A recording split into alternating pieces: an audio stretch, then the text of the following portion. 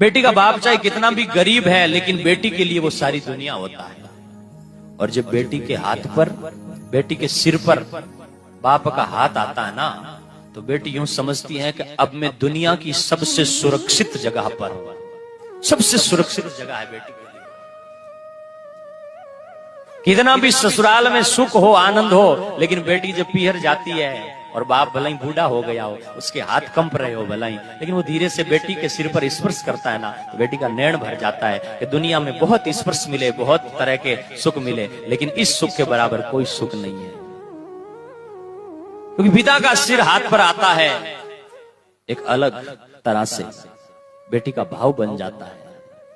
और बाप भी जब बेटी का विवाह करता है तो भले ही जमीन बेचनी पड़े, लेकिन बेटी का विवाह ठीक होना चाहिए, बेटी के हाथ पीले होने चाहिए, अच्छे होने चाहिए, तो बेटी के लिए सब कुछ लुटा देता है। बाप का और बेटी का रिश्ता जनक। बेटी का बाप चाहे कितना भी गरीब है, लेकिन बेटी के लिए वो सारी दुनिया होता है।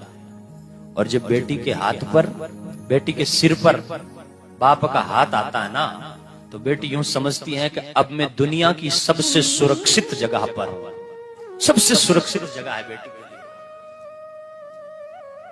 कितना भी ससुराल में सुख हो, आनंद हो, लेकिन बेटी जब पीहर जाती है और बाप भला ही बूढ़ा हो गया हो, उसके हाथ कंप रहे हो भला ही, लेकिन वो धीरे से बेटी के सिर पर स्पर्श करता है ना, तो बेटी का नैन भर जाता है कि दुनिया में बहुत स्पर्श मिले, बहुत तरह के सुख मिले, लेकिन इस सुख के बराबर कोई सुख नहीं है।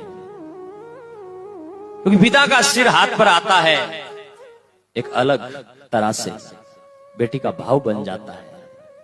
और बाप भी जब बेटी का विवाह करता है तो भले ही जमीन बेचनी पड़े, लेकिन बेटी का विवाह ठीक होना चाहिए, बेटी के हाथ पीले होने चाहिए, अच्छे होने चाहिए, तो बेटी के लिए सब कुछ लुटा देता है। बाप का और बेटी का रिश्ता जनक।